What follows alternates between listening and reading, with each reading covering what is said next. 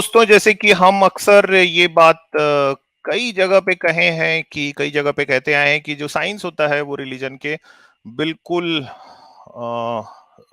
उसके खिलाफ में खड़ा हुआ है। खिलाफ में खड़ा होना दरअसल साइंस चाहता नहीं है। साइंस का मतलब, साइंस एक ग्रीक वर्ड है, साइंस का मतलब होता है, ग्रीक वर्ड साइंटिया से निकला है, उसका कुल मतलब होता है नॉलेज।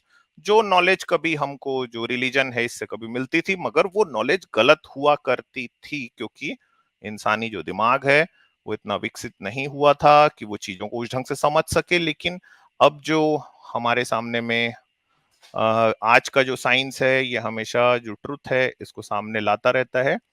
और इसका सबसे बड़ा सबूत है दोस्तों इस साल का नोबेल प्राइज फॉर मेडिसिन।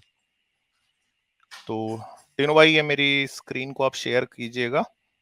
तो ये दोस्तों आपके सामने में ये न्यूज है, और मैं इसके लिए अपने जितने भी रेशनल साथी हैं उन सभी को मैं एक्चुअली में बधाई देना चाहता हूं। ये आपकी, हम सबकी जीत है। अ, अगर आप ये न्यूज देखेंगे तो स्वांते पाएबो जो है वो इस साल का जो नोबेल प्राइज है ये उन्होंने जीता है। स्वीडन के रहने वाले थे, और 40,000 साल पुरानी जो निएंडरथैल की जो बोन्स थी उसका जीनोम को अनरेवल किया इन्होंने। और जैसे कि हम जानते हैं दोस्तों कि निएंडरथैल कहीं गायब दरअसल हुए नहीं। आज भी हमारे अंदर 1 से 2% निएंडरथैल मौजूद हैं। तो ये एक बहुत बड़ा मिरेकल है जिसको साइंस ने कर दिखाया। तो इसके लिए मैं अपने सभी रेशनल साथियों को और उन साथियों को जो साइंस को रिलीजन से ऊपर रखते हैं उन सभी को मैं बधाई देना चाहता हूं। ये दरअसल हम सभी हाँ। की जीत है जी। अच्छा, और इन्होंने किया क्या? समांते पाबो जो हैं वो बेसिकली जेनेटिक्स की एक फील्ड जिसे पेलियो जेनेटिक्स कहा जाता है उसके बानी है। He is the founder of this field, जिसमें जिसमें आपने क्या किया, आपके पास एक निएंडरटॉल की बोन मिली, अब वो एक फॉसिल है। आप और इन्होंने एक ऐसी टेक्निक डेवलप की कि फॉसिल के अंदर से भी ये डीएनए निकाल लेते हैं। ठीक है। और एक फिर और स्पीशीज है जिससे होमो हेबिलिस कहा जाता है। होमो हेबिलिस का हमारे पास कोई ढांचा नहीं है। होमो हेबिलिस को एक ह्यूमन एवोल्यूशनरी कजन के तौर पे आइडेंटिफाई ही पेलियोजेनेटिक्स की बेस पे किया गया, क्योंकि एक छोटी सी उंगली थी जो मिली थी इनिशियली। ठीक है। और उस उंगली का जब जेनेटिक एनालिसिस किया गया तो पता चला कि ये तो एक और स्पीशीज है। ठीक है। तो पेलियोजेनेटिक्स की फील्ड इतनी पावरफुल है कि पिछले 50, 60, 70, 1 लाख साल के दौरान जो है हम आराम से निकाल लेते हैं कि कौन सा स्पीशीज था और इसके क्या थे जेनेटिक्स। हम देखते हैं कि म्यूटेशंस की बात होती है, चेंजेस की बात होती है कि आपके डीएनए में चेंजेस आती है, आप एवोल्यूशनरी प्रोसेस है कि चेंज आती है एनवायरनमेंट के को अडेप्ट करने के लिए या आपकी बॉडी को सस्टेन करने के लिए। अम, क्या ये हमारा डीएनए इतना स्मार्ट है कि वो एक्सीडेंटल म्यूटेशंस के अलावा भी अपने आप को रिकॉन्फ़िगर कर सकता है एनवायरनमेंट के हिसाब से अपने आप को अडेप्ट करने के लिए? डीएनए स्मार्ट नहीं है, और डीएनए में ऐसे मैकेनिज्म जरूर हैं जो कि एनवायरनमेंट में कैटास्ट्रोफिक चेंजेस को रिएक्ट करते हैं। ठीक है।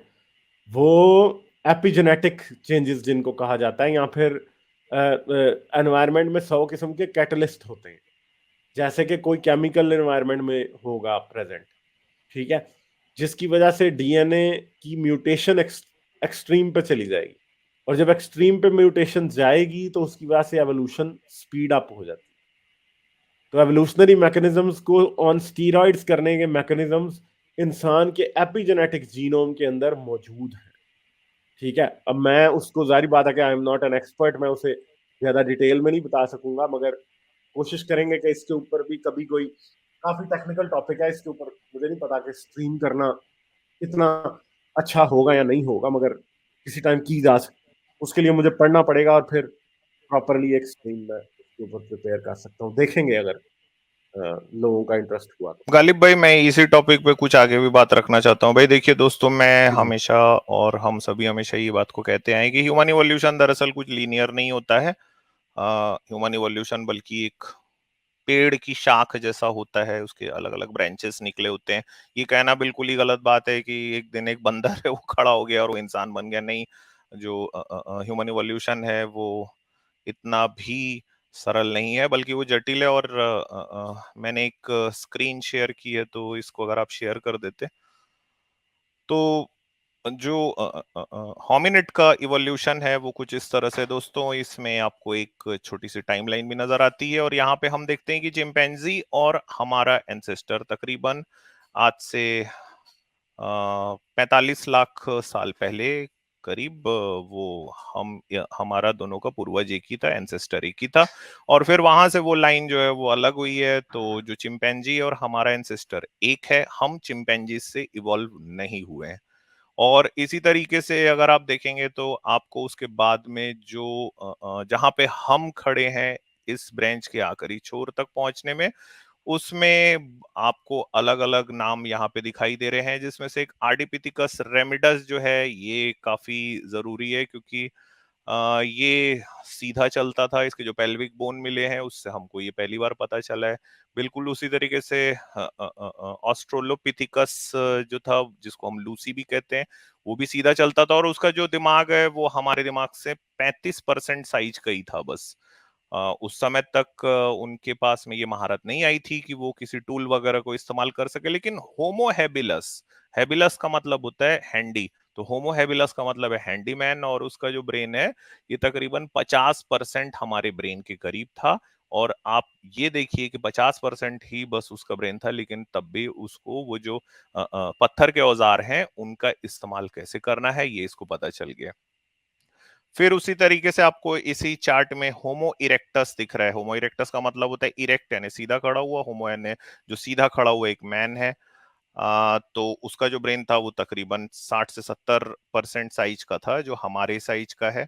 और इसी चार्ट में अगर आप देखेंगे तो आपको जो निएंडरथैल्स हैं ये दिखाई दे रहे। तो निएंडरथैल के जो बेसिकली जो निएंडरथैल के एंसेस्टर थे वो थे होमो हाइडलबर्जेनेसिस। अब ये हमको ये भी पता है कि इसके जो फॉसिल्स हैं वो यूरोप तक में मिले हैं, तो इसका मतलब है कि काफी जो उनका भी माइग्रेशन उस समय तक हो गया था। और आखिरी में हम खड़े हैं।